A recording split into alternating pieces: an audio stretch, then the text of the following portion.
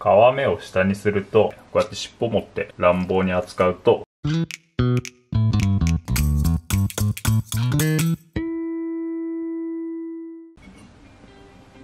はい、黒ムツの炙りということで、今日はね、この黒ムツを使って、お料理していくんですけれど、これね、最初にちょっとだけね、魚の目利きじゃないですけど、鮮度のお話をすると、よくね、魚の鮮度を見分けるときに目がね澄んでるものなんて話をよく耳にすると思うんですけれど、この目のね透明感だけではね、魚の鮮度というのは、一概にね判断できなくて、もちろんねいろんな流通の仕方があるんですけれど、黒ムツの場合ね、特に今日買ったこの黒ムツなんかは氷水に使った状態で売られてるんですよ。このね氷水に使った状態の魚っていうのは意外とね、この目が濁りやすい。下にね氷を敷いた状態で流通する魚、そういうのは比較的ね目が濁りづらくて、だからこのね流通の仕方でこの目の濁り方っていうのは変わってくるので、だからねこの目だけ見て、鮮度悪いなとかっていうのは一概には判断できませんと。だからねこれね、身の張りだとかこのお腹の感じだとか触ってみた感じは、この魚はねなかなか物はいいんではないかと思われますかね。じゃあそのね、下に氷を敷いて流通するのか氷水に使って流通するのかの差は何なんだという話なんですけれど、これもちろんね例外はあるんですけれど、基本的にねこの鱗が剥がれやすかったり、あとなんか身が緩い魚、そういう魚はね比較的氷水に使った状態で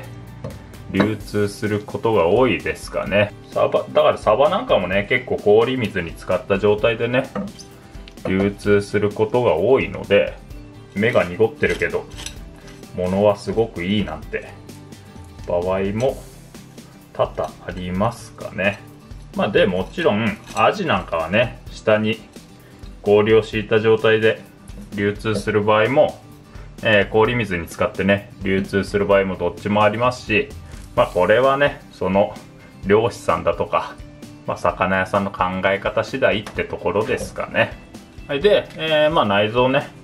かき出して血合いを洗い流したら、ここから3枚におろしていきますと。ムツなんかね特に結構身が柔らかい魚なので、魚ってねなんか尻尾をこうやって持つイメージがあると思うんですけど、これね身が柔らかい魚はねこうやって尻尾持って乱暴に扱うと結構この身に負担がかかって身が割れやすいと。なのでねひっくり返す時はこうやって両手でこう持ってあげて扱うといいんじゃないかなと。3枚におろすんですけど、ムツはね骨もそこまで硬くないので、おろしやすい魚ではあるので、ちなみにね、日本で流通するムツには、黒ムツと、ムツと2種類いまして、これはね黒ムツっていう魚なんですけれど、黒ムツとムツはね見た目はほぼほぼ一緒の魚と。脂の乗りとかねこの身の味で言うと、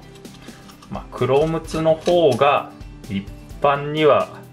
美味しいって言われることが多いですかね。で値段もムツがねだいたい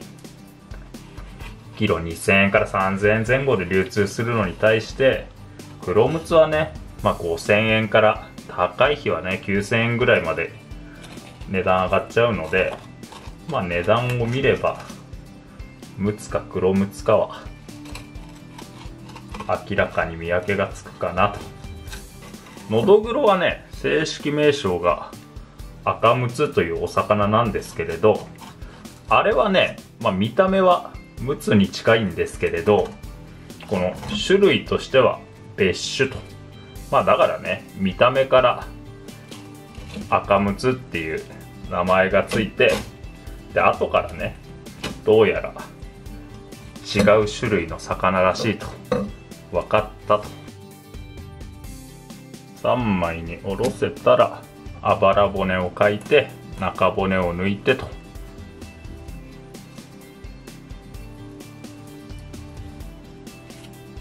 このあばら骨をかくときに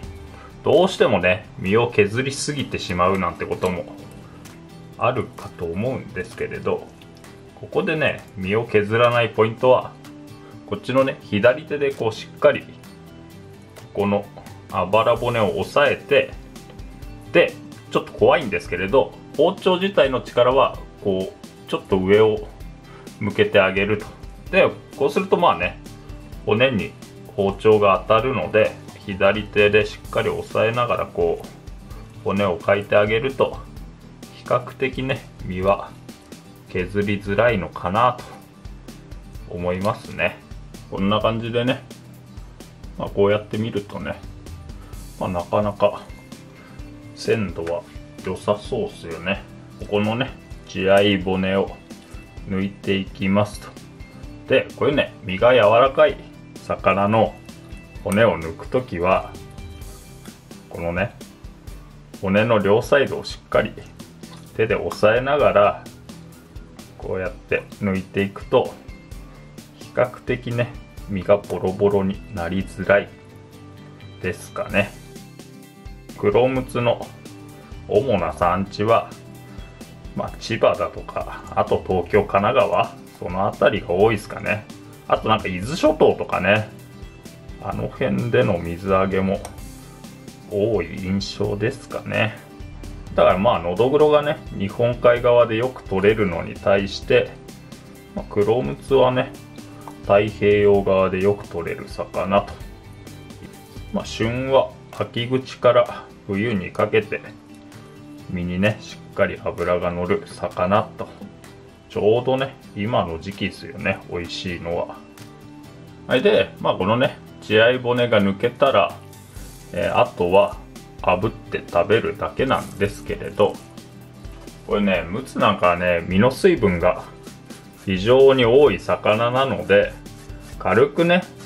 食べる前に塩を振って水分を抜いて、でそれから調理しますと。でちなみにね、この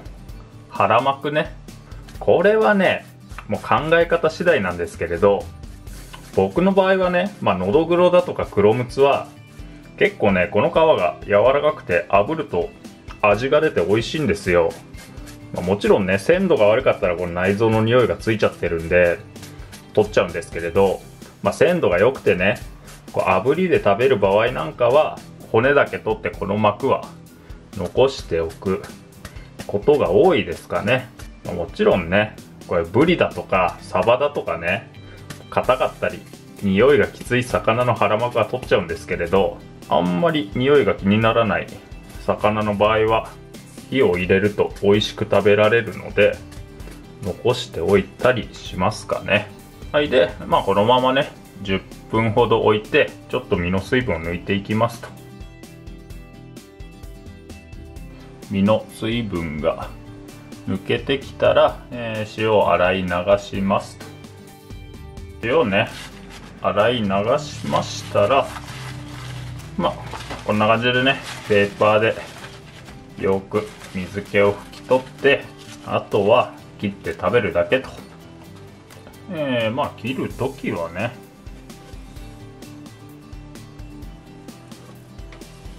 バスッと大きめに切って、皮目に包丁を入れて、でここから炙りますと。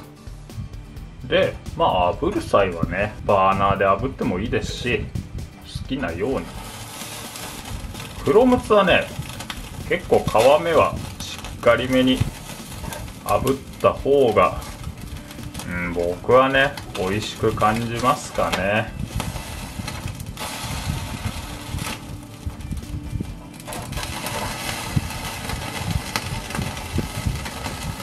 あんまりね炙りすぎると身がボロボロになってしまうんで、まあその辺はね適度に加減してって感じですかね。こういった感じでね表面炙ったらあとは切って食べますと。まあ切り方はねもう自由に切っていただければって感じなんですけど、これね皮目炙った際は皮目を下にするとこの結構ね皮目がズルズルになりやすいので、まあ、皮目はね上にして切った方が綺麗に切れますかね。まあこれね、まあ、そのままわさび醤油で食べても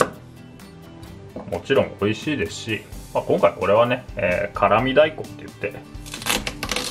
辛味の強い大根があるんですけれど、まあ大根おろしねこれ水っぽいのが嫌だったら水気は絞ってって感じなんですけど、もうこの辺はねもうご自由にお召し上がりくださいと。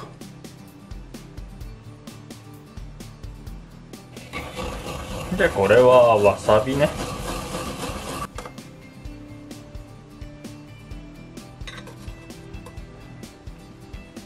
まあ見た目が寂しいと思ったらこれね木の芽なんか添えてもいいですし、すだちなんかも